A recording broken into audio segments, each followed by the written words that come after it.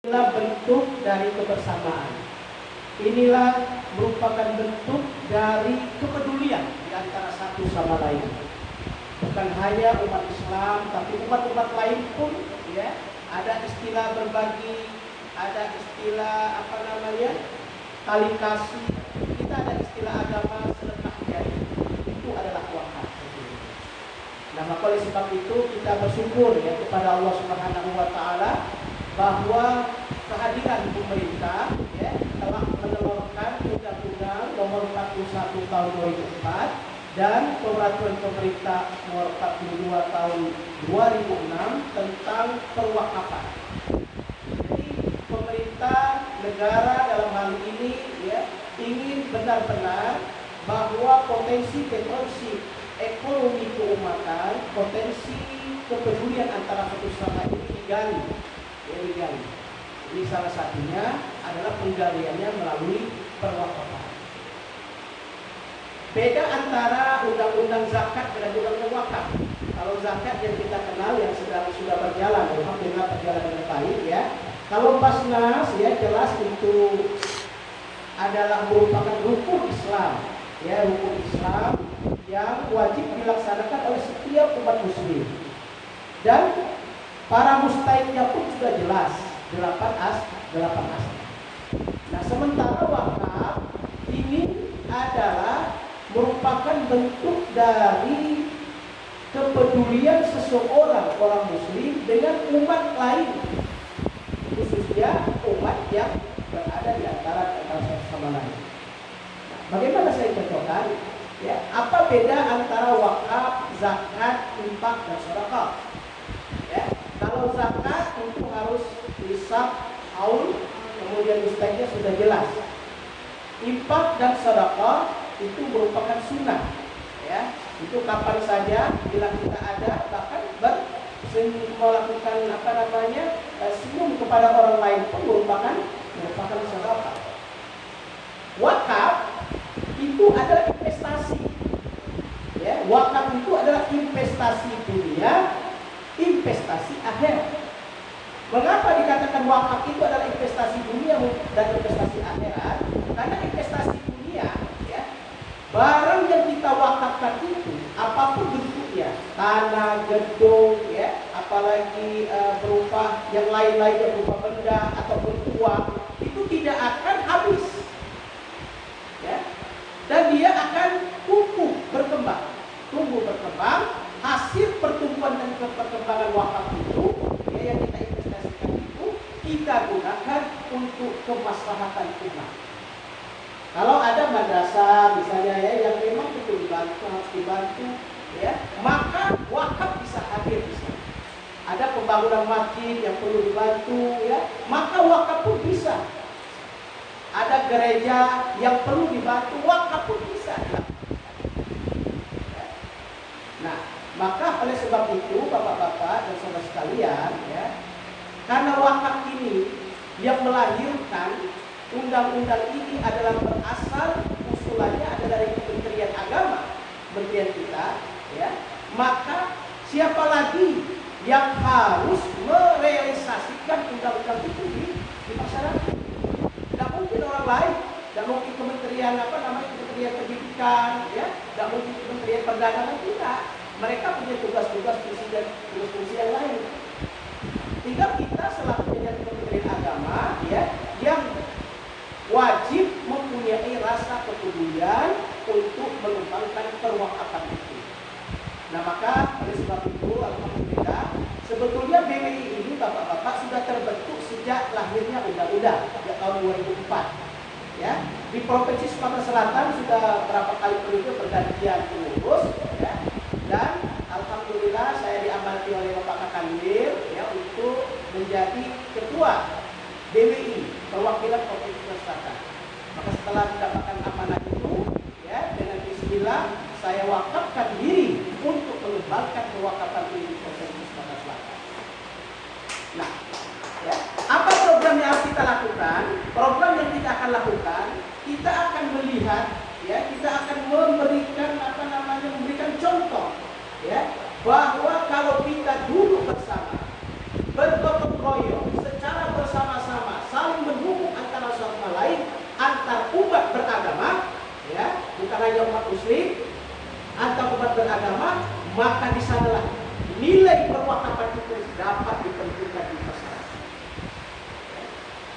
kami alhamdulillah tadi ada contoh ya, contoh Pak Kakanwil, kemudian Pak Haji Halim ya, orang yang dermawan yang luar biasa. Itu Pak Haji Halim itu bapak-bapak, dia punya lahan usaha kelapa sawit ya, luar biasa berapa ribuan hektarnya itu, dan dia punya karyawan 3.200.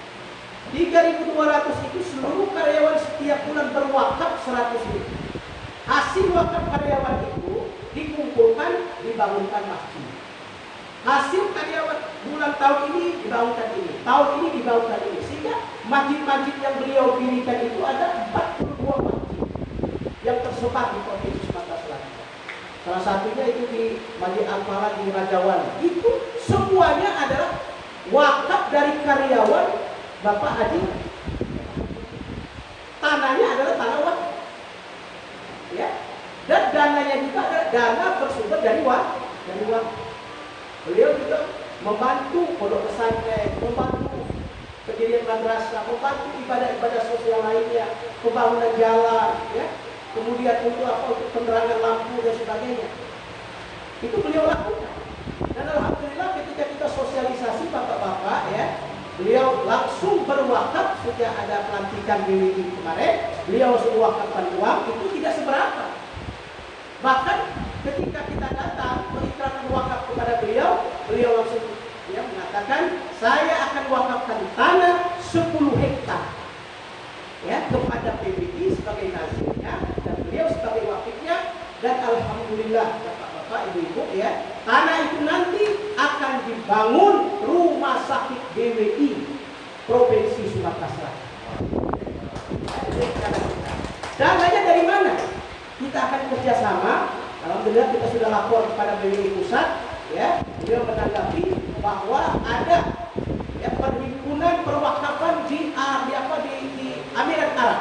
Di Emirat Arab ya, yang perbankannya itu IDB. Jadi Islamic Development Bank ya. Mereka ada program 2. Pertama, hasil wakaf-wakaf yang ada di Emirat Arab itu ya, termasuk Saudi ya, itu dikumpulkan, pertama akan membangun masjid. Dan ini Indonesia sudah dapat pembangunan masjid yang ada di Solo. Ya, mungkin orang mendengar itu kan, akan bangun di tanah wakaf dan itu diserahkan kuncinya kepada pemerintah Indonesia. Ya. Nah, begitu juga dengan program yang kedua, yaitu pembangunan rumah sakit. Nah, kita harapkan ya, kita akan coba untuk kalau proses sudah terlaksana, proses administrasi sampai dengan kita wakaf dan sertifikat wakaf, nanti akan kita masukkan ke pusat untuk membangun rumah sakit Islam PBI Provinsi Sumatera Selatan. Dan tidak untuk kemungkinan ya, rumah sakit yang bisa bersaing dengan rumah sakit Solo. Ini akan kita insyaallah mohon doa dan berkah dari bapak-bapak ya. Nah, kemudian bapak-bapak, ibu-ibu, kita juga mendapatkan ada tanah wakaf Yayasan Masjid Agung yang memang adalah tanah wakaf itu untuk pemberdayaan ekonomi umat. Sudah lama itu, sejak tahun 80 tanah itu diwakafkan, tapi tidak terfungsi. Alhamdulillah kemarin kami sudah datang ya, sudah lihat tanah itu, tanah yang strategis di mana? Talang Ratu ya, pinggir jalan. Kita akan buat ya pemberdayaan ekonomi umat yang wakafnya alhamdulillah kemarin sudah diawali oleh Bapak Haji Halim. Wakaf uang 100 juta dan Bapak Haji Halim juga. Ya, insyaallah setelah lebaran ini nanti akan kita adakan peletakan batu pertama pembangunan geraha wakaf BWI Provinsi Sumatera Selatan. Di sana di bawahnya akan kita buat ruko 10 pintu yang di dalamnya ada ya Bapak Ibu, ada minimarket ya, ada klinik, ada bank wakaf, dan ada ruko yang kita siapkan untuk umat lain, Kristen, Buddha, Hindu ya, untuk ikut serta di dalam rangka peningkatan ekonomi keuangan sesuai dengan programnya masing-masing. Di atasnya kita akan bangun pendidikan ya, pendidikan lantai 2-nya, dan lantai 3 akan kita bangun perkantoran PBI Provinsi Sumatera Selatan. Ini program kita pusatkan di tahun 2021 Bapak Ibu adalah GWI Provinsi Sumatera Selatan. Nah, maka oleh sebab itulah kedatangan kami di sini mengajak bapak-bapak ibu-ibu untuk masuk surga sama-sama. Ya, untuk masuk surga sama-sama. Jadi kedatangan kami pertama adalah untuk menindaklanjuti surat Kakanwil Kementerian Agama Provinsi Sumatera Selatan. Bapak Kakanwil yaitu melalui gerakan wakaf uang di bulan Ramadan 1442 ini.